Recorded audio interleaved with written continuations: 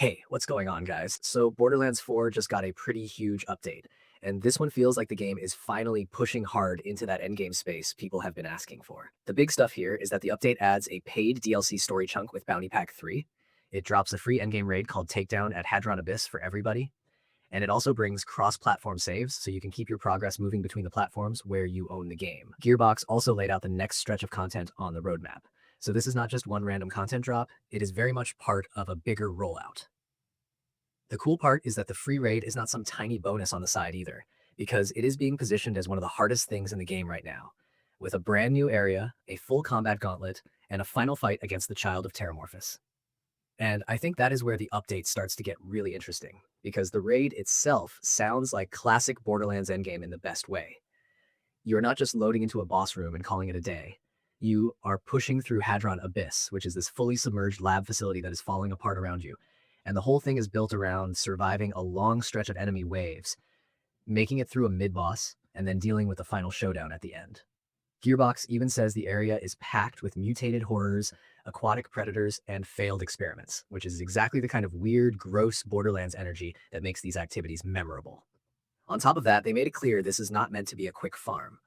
The mid-boss and final boss are not there for easy repetition with the usual shortcut machine, so the whole thing is designed to feel like an actual test of endurance, instead of a loot pinata you bounce off every few minutes. That alone changes the feel of the update a lot, because it tells you they want players to commit to the run, and not just sprint straight to the reward room.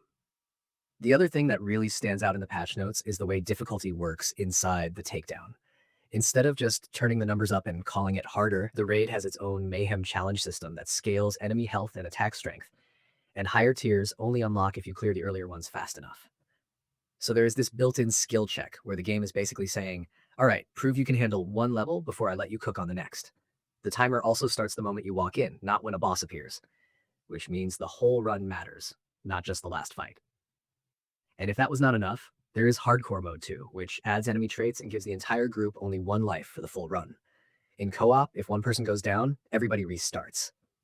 That is brutal in the best possible way if you are the kind of player who wants something to really chew on after the campaign. It is also a smart move because Borderlands endgame lives or dies on whether the challenge feels worth repeating, and this setup gives people multiple reasons to keep pushing. Now let's talk loot, because that is obviously the part everybody zooms in on first. The raid adds 1 pearlescent weapon and 9 new legendary pieces of gear, plus 5 new class mods in the drop pool. The pearlescent in particular is Sharkbait, a teddy or shotgun that applies chum stacks and eventually makes enemies explode for extra damage. That already sounds like the kind of weapon people are going to build entire loadouts around. Then you have stuff like Ishmael, an order sniper that fires harpoons and bleeds targets over time, Shoals, a Jacob's pistol where critical hits splash and ricochets create novas, Marshall's Claw, which fires 3 projectiles in a 5-shot burst and gets faster with each shot, Swan Song, a dataless shotgun that throws out explosive cannonball projectiles after kills, and Fish Ward, a Jacob's assault rifle that spawns fish projectiles which drift around and can stack damage for your next magazine. That is such a Borderlands assortment of nonsense in the nicest way possible. There is also Little Sister, a shield that spawns a drone when broken, Vide for critical heal support, Ordnance as a book-shaped grenade, and Dropner as a heavy ordnance that keeps throwing more projectiles back at you. It all sounds chaotic, creative, and very on brand. Gearbox also noted that the 5th class mod pool will eventually expand again when the next Vault Hunter arrives with Story Pack 2. So this loot table is already being set up with the future in mind. The paid side of the update is worth mentioning too, because Bounty Pack 3 is not just some side cosmetic bundle, it is a real narrative mission with a weird little mystery premise.